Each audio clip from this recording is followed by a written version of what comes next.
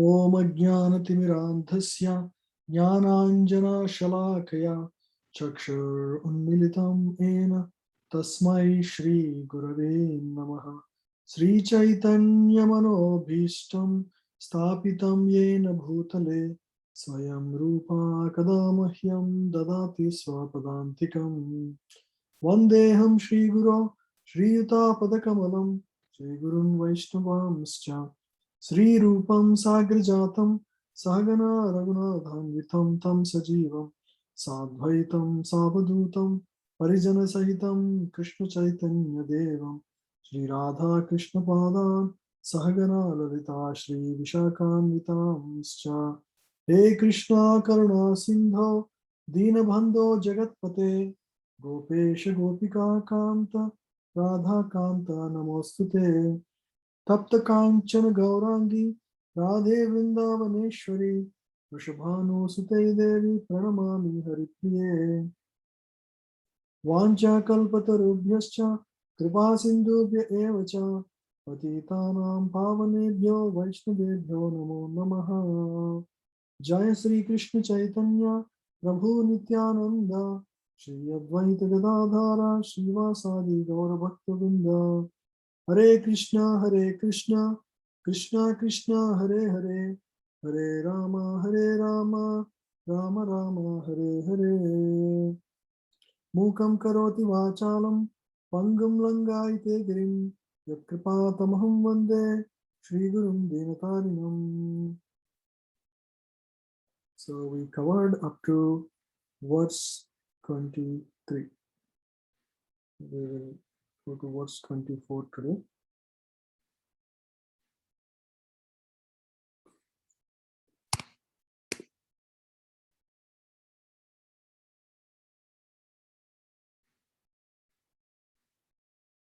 Some of you might attend Damodarastakam at 7 p.m. So I will be short today.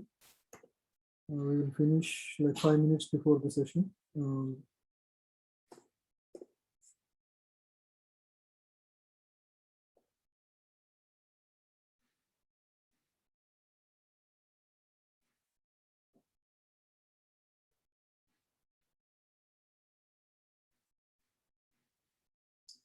Dhyana Yoga. So we are in the stages in the practice of yoga. So these are Yoga Rudha and Yoga Rudakshu stages. We are studying the C section.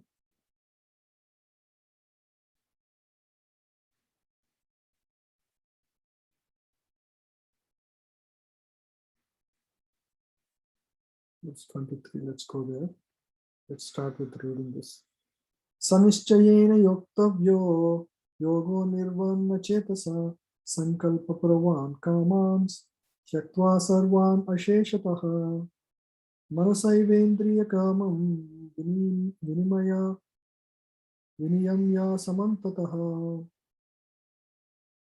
Yeah, please read, one of you. So this is about practicing yoga. We have been discussing this for the last few weeks. What happens during the practice of yoga? So let's read. Please, any of you can read, or I can pick. Sure, Prabhuji. Hare Krishna. One should engage oneself in the practice of yoga with determination and faith and not be deviated from the path. One should abandon without exception all material desires born of mental speculation and thus control all the senses on all sides by the mind. So practice of yoga, whether it is Bhakti Yoga or Ashtanga Yoga, requires determination and faith. Faith means believe that this is going to give the result. Over a period of time, sometimes we feel, where is the result coming? When is the result going to? When am I going to see that? Myself completely changing through this practice and develop self-realization. When is that happening? Right? Because it requires many years of practice to really perfect it. So one requires a lot of faith in the process, and one should be determined and enthusiastic.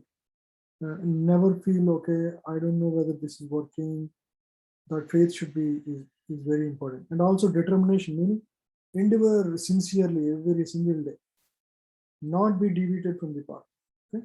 And not get distracted into material attractions or other things that deviate you from this path.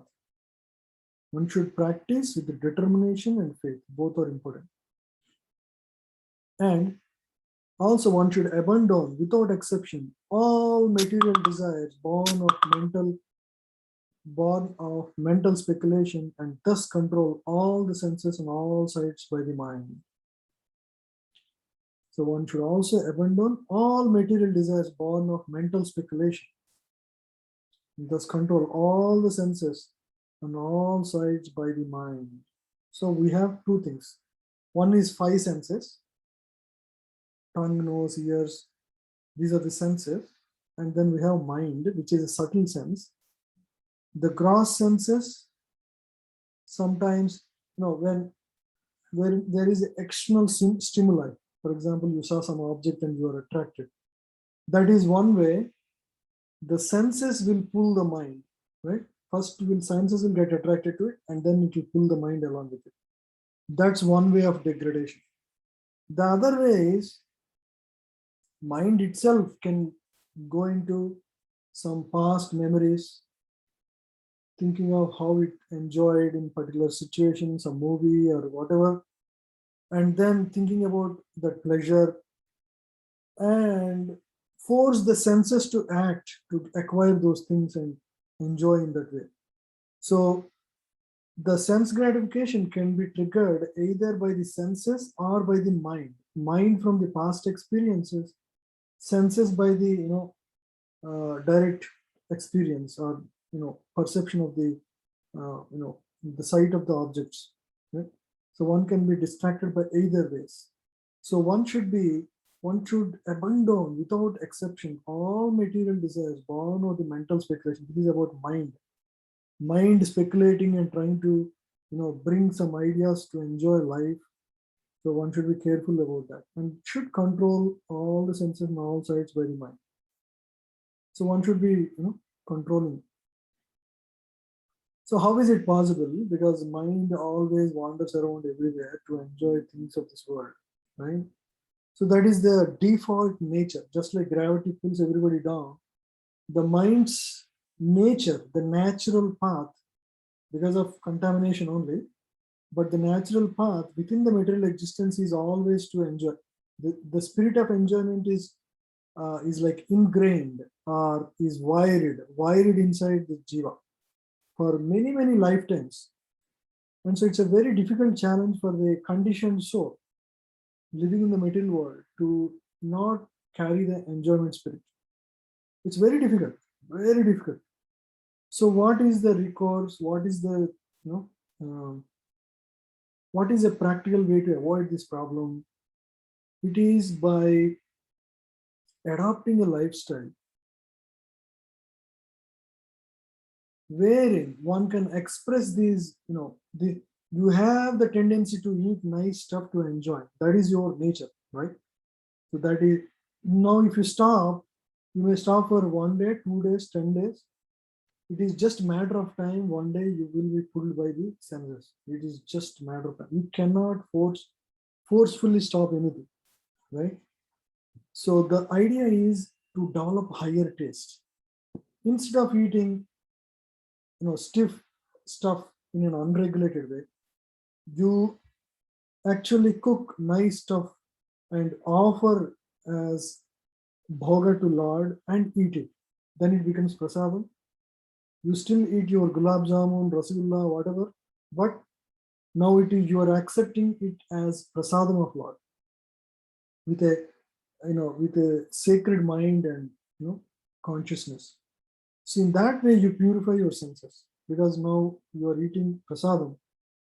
You are not eating in the spirit of enjoyment. You are thinking this is prasadam of Lord, and so I have to honor it with respect and be grateful to God for He has given what He has given to us. So in that way you live in this world. Don't forcefully control senses, but engage in the right way. Right? Otherwise, for the conditioned soul to forcefully control senses is very difficult. Now, like similarly, you have so many things. You may want to watch things. You can watch devotional things instead.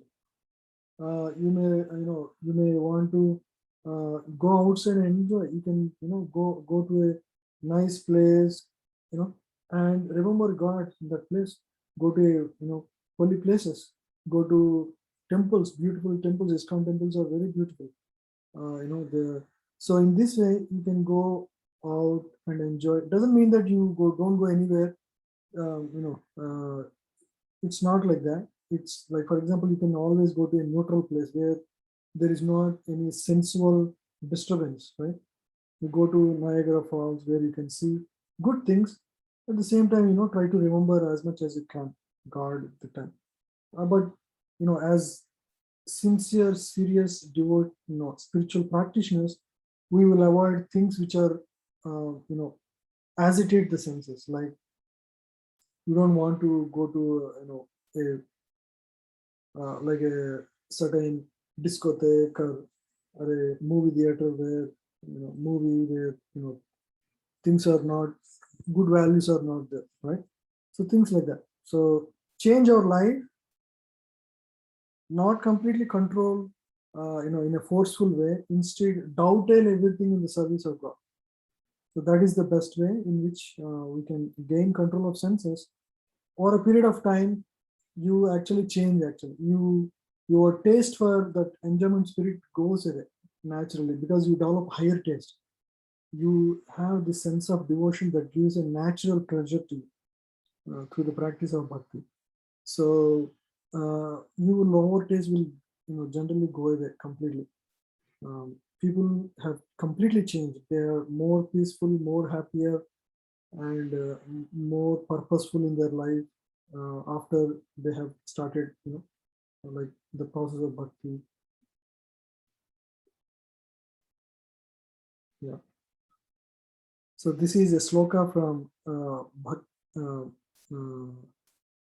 from Rupa Goswami's Upadeshamrita, very famous verse. Utsaha nishchayadharya tattat karma pravartanat sangachagat satavritte shraddhir bhakti prasijjati. One can execute the process of bhakti yoga successfully with full-hearted enthusiasm, perseverance, and determination by following the prescribed duties in the association of devotees and by engaging completely in activities of goodness. As for determination, one should follow the example of a sparrow who lost her eggs in the waves of ocean. The sparrow laid her eggs on the shore of the ocean, but the big ocean carried away the eggs on its waves. The sparrow became very upset and asked the ocean to return her eggs. The ocean did not even consider her appeal. So the sparrow decided to dry up the ocean. So began to pick out the water in her small beak, and everyone laughed at her for her impossible determination. The news of her activity spread, and at last Garuda, the gigantic bird carrier of Lord Vishnu, heard it. He became compassionate towards his small sister bird, and so he came to see the sparrow. Garuda was very pleased by the determination of the small sparrow, and he promised to help. Thus, Garuda at once asked the ocean to return her eggs, lest he himself take up the work of the sparrow. The ocean was frightened at this and returned the eggs. Thus, the sparrow became happy by the grace of Garuda.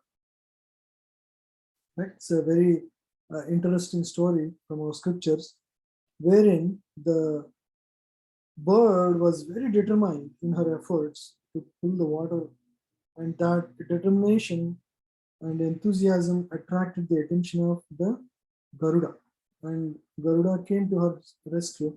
Similarly, even though controlling senses is very difficult for us, if we are determined and faithful in the process of practicing yoga, the Lord Himself will help lend His hand so that we can make quicker progress. So it is primarily by the God self we actually make serious progress in devotional path. So that is the learning from this verse. from this story. Sanai uparame buddhya dhritya grihitaya atma samstham mana kritva nakinchid apichintayet. Yeah, please read somebody. Yes, Prabhu. Gradually, step by step, one should become situated in trance by means of intelligence sustained by full conviction, and thus the mind should be fixed on the self alone and should think of nothing else. So one should become situated in trance by means of intelligence sustained by full conviction. So our intelligence gives us the ability to decide. Right? Intelligence is that part of our body that helps us determine the course of our action, whether to do or not to do anything. So it is the decision maker. Intelligence is the ability within us that helps us make decisions to do this way or that way. Every minute of our life is a choice, correct? So our intelligence, especially empowered by spiritual intelligence, by study of Gita and by practice of yoga, our intelligence is is enhanced or empowered by the practices we do, the studies we do, the knowledge that we gain as part of these studies. So that would empower us. So by means of such intelligence, sustained by full conviction, right, to full determination, that this I follow and this is going to give me the result. I need to be sincere and then determine. And thus the mind should be fixed on the self alone, should think of nothing else. So while practicing yoga, one should keep the mind focused on the self alone and should not think of nothing else. Should think of nothing else and should not be distracted by anything else. Instead, it should be totally focused. Yeah. So this part is pratyahar. Pratyahar means cease sense activities. The natural path for the conditioned soul, as I mentioned, is to enjoy in this material world. So one should not do that. So this is called pratyahara. The mind being controlled by conviction, meditation and cessation from the senses should be situated in trance or samadhi. At that time, there is no longer any danger of becoming engaged in the material conception of life. In other words, although one is involved with matter, as long as the material body exists, one should not think about sense gratification. One should think of no pleasure aside from the pleasure of Supreme Self. This state is easily attained by directly practicing Krishna consciousness. Why it is easy in the practice of Krishna consciousness? Because in Krishna consciousness, as we practice, we know, we have the knowledge. Krishna is the Supreme Lord, and one gains happiness by actually satisfying Krishna. Your happiness is concomitant, is automatically given to you as part of you satisfying. For example, you do nice worship of the Lord in your home or temple. What happens? You actually feel happy. That is how. Just like you feed tummy, all the body parts get the energy, right? You don't need to feed each individual body part. Similarly, you water the root of the tree, and the entire tree, branches, all the twigs and all the flowers and leaves get the energy, the sustenance. They all glow naturally. Why? Because you watered the root. So similarly, by satisfying Krishna, by serving Krishna, not only you, actually everybody in the world will actually experience happiness. So that is how it works. It's not like, okay, I serve Krishna and I don't know what is happening with that. Actually, there is a direct correlation because he is the Tharor Mula. Tharor Mula means the root. root of existence. When you serve the root, naturally everything is served. You don't need to serve each leaf, each twig, each branch. Automatically it will be served just by watering the root. So serving God is equivalent to serving humanity at large, actually. And that is one way we do. Actually, we cook in large quantities in temple. And what do? We offer to Krishna first. And after offering that, we offer that to everybody. In fact, Srila Prabhupada asked his disciples to actually, wherever ISKCON temples are there, at least 10 miles around the space, around the temple, there should not be any person going hungry. So that's why there is food for life, where the prasadam that is offered to God is actually offered to Krishna, is distributed, and it naturally tastes very good, correct? So we all had the experience of tasty prasadam, because it is actually honored by Lord. When Lord himself honors, the food becomes tastier. So that is the reason we all have such, everybody loves ISKCON temples prasadam, correct? Or even ISKCON temple, or you go to Balaji in South India, Andhra Pradesh, you go and taste the laddu there, you will know what it means, right? Because it is the direct prasadam of the Lord. So when you eat such food, why would you be attracted to anything which is not offered to God? So even though the food is cooked without any onion, without any garlic, still you don't feel anything missed in that.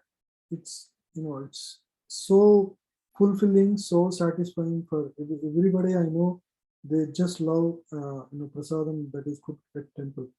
The same thing happens once you love and practice Krishna consciousness. You cook at your home, it comes out to be very good. Same, no difference, just like in temple.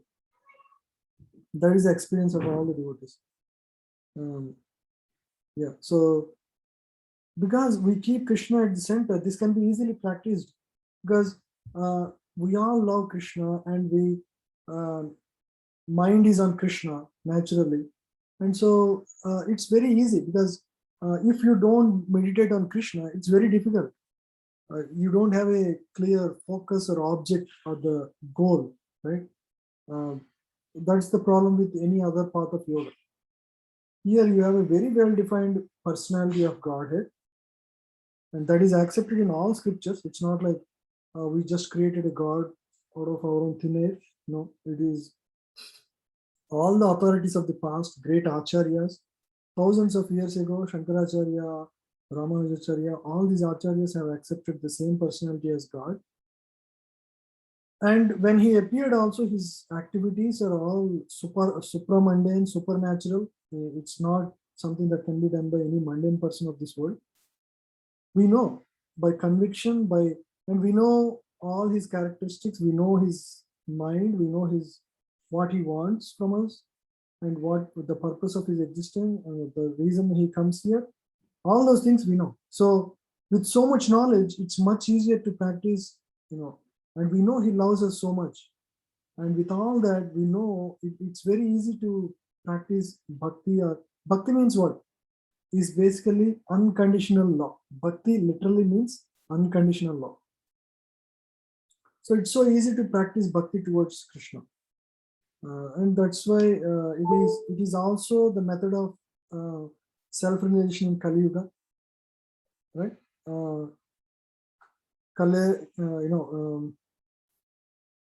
Kalikali Namarupa Krishna Avatar is one sloka that says, in Kali Yuga, Krishna has appeared in the form of holy name. So we all chant the holy name, and he is non-different from holy name. And there are many such slokas like that. Hare Nama, Hare Nama, Hare Nama Iva Kevalam, Kalau Nasteva, Nasteva, Nasteva Gadaranyata. Which means, in this age of Kali, there is no other means of deliverance other than to the chanting of the holy name.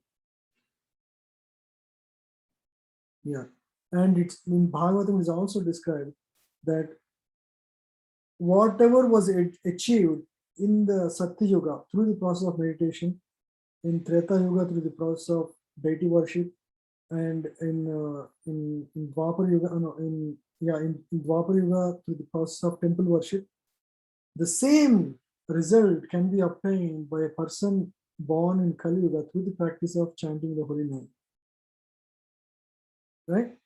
And so this is the Yuga Dharma, and that is exactly why we are practicing every single day to chant the holy name.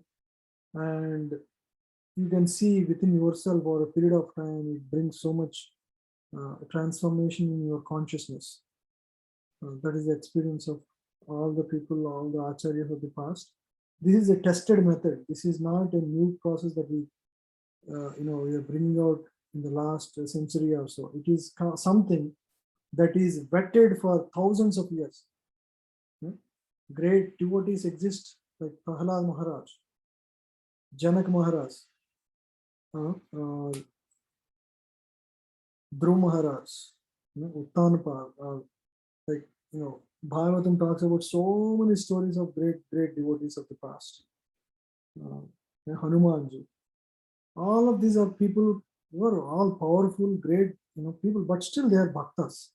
Right? So they are the inspiration for us.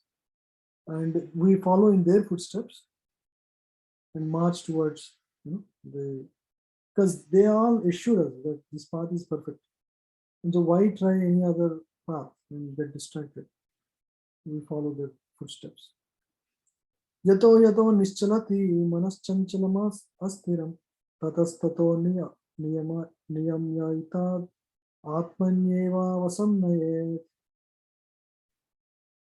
Archana Mataji, can you read? Yes, Prabhuji. From wherever the mind wanders due to its flickering and unsteady nature, one must certainly withdraw it and bring it back under the control of the self. So, naturally, as you start chanting or start sitting down for meditation, what happens? The first thing that happens is mind gets wandered. It just goes here and there, and you might be thinking about what you would cook for the afternoon, what would you talk to your manager, what will you do at the work. It's natural for mind to get distracted. So don't feel disappointed. That is the experience of all. And from wherever the mind wanders due to its flickering and unsteady nature, that is the nature of the mind. When Krishna himself says this, one must certainly withdraw it and bring it back under the control of the self. So one should not let it wander. Instead, put effort to actually bring it back to again focus on what? Hearing the holy name. That's what we do. We don't try to imagine the form of God or anything. We try to hear the holy name. That is the focus. One must certainly withdraw it and bring it back under the control of the self. And this goes on for a long time, years. Even now, after 12, 13 years of 15 years actually of practice, still sometimes my mind goes to other things of this world. So it requires a lot of practice, and the hope is there, and I can clearly see how I have improved over the years. But still, we are on the path, and we still have a lot more to achieve. So the nature of the mind is flickering and unsteady. But a self-realized yogi has to control the mind. The mind should not control him. One should control the mind. One who controls the mind is called a Goswami. Go-Swami. Go means senses, Swami means master. Go-Dasa means servant of the senses. So, at any point in time, we have only two choices. Either you be Go-Dasa or the servant of your senses. Senses attract us in so many directions, and you run after things of this world. That is one way. Or be servant of God. Right? So there are only two choices in this world. Either you connect with the higher reality or engage in connection with the lower reality. Lower reality is the sense objects of this world, which the mind is naturally attracted to because of its conditioned state currently. So these are the two choices. And it's an uphill battle to be attached, to connect with the yoga means to connect with the higher reality. So to connect with the higher reality is a constant battle, right? Because that is not the natural path right now. So a Goswami knows the standard of happiness. So it's not that Goswami is becoming morose because he's trying to not enjoy the things of this world. He knows a higher standard of happiness, right? Because the happiness of this world, why actually any yogi wants to connect with the higher reality? Because he knows very well that things of this world are temporary, and every moment to moment we are going through flickering between happiness and misery. He doesn't like to be in that state. He wants to get to a state of higher trance where he's completely satisfied moment to moment in the service of the Lord, right? Or in a higher state of consciousness.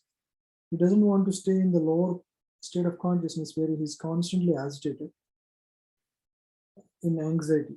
Right? So in the transcendental sense happiness, the senses are engaged in the service of Hrishikesha, the supreme owner of the senses. Right?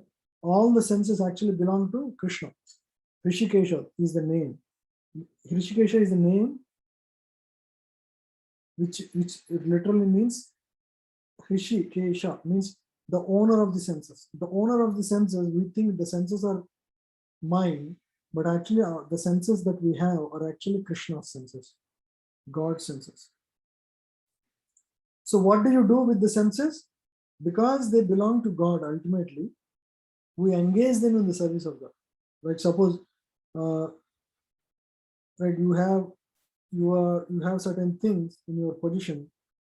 What do? You engage them, but they are actually owned by somebody else. You engage that thing in the service of the person. Okay? So that is the right use. So the senses that we have, we should ideally be engaged in the service of God. That is the best use of them. Serving Krishna with purified senses is called Krishna consciousness. That is the way of bringing the senses under full control. What is more, that is the highest perfection of yoga practice. So that is the highest practice of yoga practice. Because you come to this world, you didn't create your body. Everything was given to you, gifted to you. And we know who has gifted us. It is God who has gifted us. Right? So all the senses, all the eyes, ears, everything is actually given to us, is gifted to us. And what is the best use of them? To be engaged back in the service of God who has given us. And actually the purpose of giving you is to engage them rightly in the service of God. That is the only reason for our existence. The reason for existence is to serve God, actually. That is the reason, that is the state in which you feel complete bliss. Because that is the highest natural state. But we have wanted to enjoy independently of God. That is the reason we exist in the material world. And so temporarily, all these provisions are made to feel that we can enjoy in this world. Just like a child wants, mommy, I want to cook today. You don't cook for me. I know how to, I know really how to cook and I can enjoy. And then mother, she cannot give her fire and utensils because she might spoil them. So instead, what does mother do? She gives a toy kitchen. My daughter, she's 3 years old. She got a toy kitchen recently. And every day she goes there and she tries to cook something and, bring to me, tell me that this is sandwich, please eat daddy, right? So, but when she's hungry, what does she say? Mommy, I want food. I can't eat what I cooked, right? So similarly, the things of this world appear to be giving us enjoyment, but how long? You buy a car, how long will you feel happy about it? Just momentary, like maybe 2 days, 3 days. You go to IIT, how long will you be happy? Not more than a month. You get a good job, you become a general manager or something, how long will you be happy? The duties will overwhelm you very soon. You don't feel the same thing after a couple of days. So it's like that. Life is like that in the material world, so it is only Krishna consciousness that gives the higher state of consciousness that keeps you in that higher state and gives you satisfaction of true satisfaction for our life.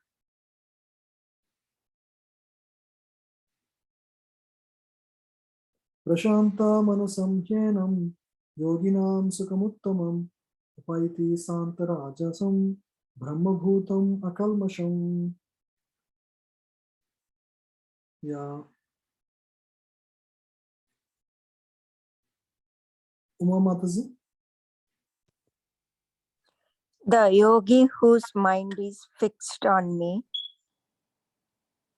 verily attains the highest perfection of transcendental happiness.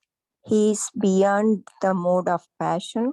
He realizes his qualitative identity with the Supreme, and thus he is freed from all reactions to the past deeds. Yeah. Now yogi, he completely detaches from the senses and the attraction of the senses to this little world. Now he completely focused on the Supreme Lord, right? Paramatma within the heart. Now this is talking about yoga path, not the exact bhakti path we practice. So when the yogi is able to completely fixed on me, see again, it's Krishna is saying on me means Krishna's expansion as Paramatma within the heart. It's not the Bhagavan form of the Lord, but the Paramatma form within the heart of every jiva. The yogi whose mind is fixed on me, you see, Prashanta manasam hi enam.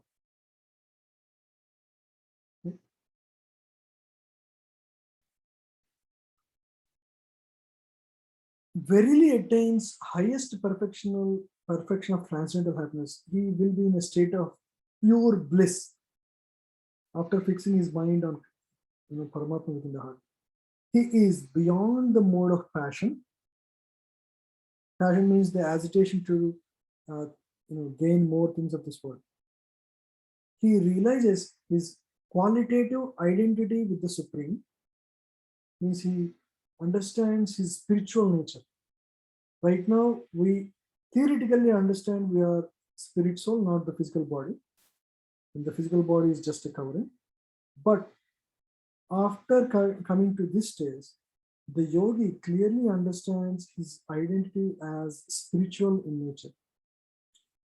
And thus he is freed from reactions to past deeds. All the past reactions, which are all cause of his suffering in this world, primarily because of this enjoyment spirit in this world, right? It doesn't make any more sense because he now understands his very self, who he is. And because he is ready to attain the highest perfection, God would just wipe off all the karmic balance that is carried upon on him.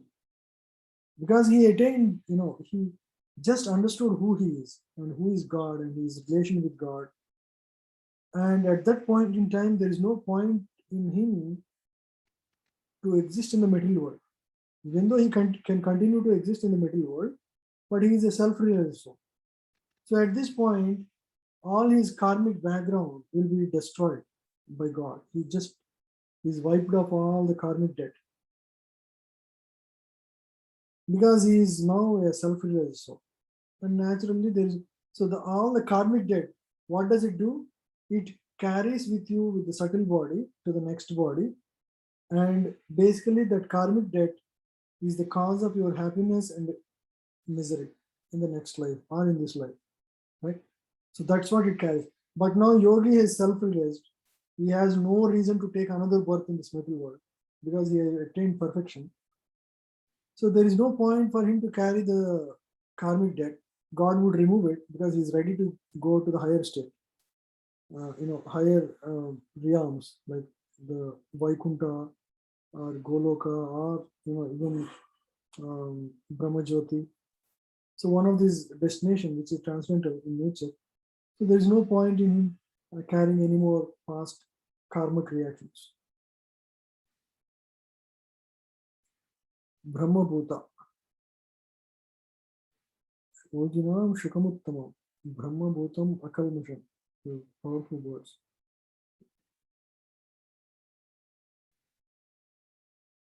Brahma Bhuta is the state of being free from material contamination and situated in the transcendental service of the Lord.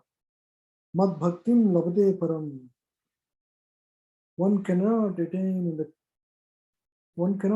the quality of Brahman, the absolute, until one's mind is fixed on the lotus feet of the Lord. Savai Manah Krishna Padara Vindayo. To be always engaged in the transcendental loving service of the Lord, or to remain in Krishna consciousness, is to be factually liberated from the mode of passion and all material contamination. Okay, so we'll end here because it's already 6:50 and some of you want to attend the Aarti after the class. So we'll keep the class short for today. From 28, next 6 verses, we'll complete 6th chapter in the next class. Thank you all very much. If you have any questions, we can discuss. Otherwise, you can start in the class. Any questions or comments?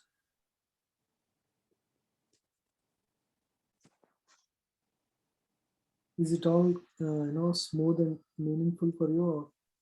Or if you have any questions or any practical how you can apply these, if you have any of such questions, we can discuss anytime. Okay, you can always reach me out in messages or WhatsApp messages. Okay, if nothing, then we'll end the class. Thank you all very much for your patient hearing. Thank you, Prabhuji. Thank you, Prabhuji. Thank Hare you, Prabhuji. Krishna. Thank you. Thank you, Prabhu. Thank you, Prabhu. Hare Krishna.